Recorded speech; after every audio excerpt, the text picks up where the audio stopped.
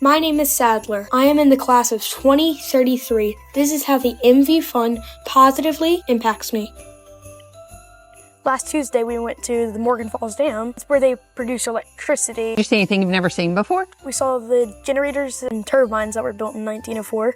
What is a turbine? A turbine is something that something comes onto. It could be water, it could be air, and it just spins it on a long metal pole, attaches to the generator, which turns it into energy. Now, Vernon, we talk about being designers. What are you designing for? What's the unit really wanting you to think about? Motion and energy of motion. We went to the Morgan Falls Dam to learn about energy, how things move and how things work.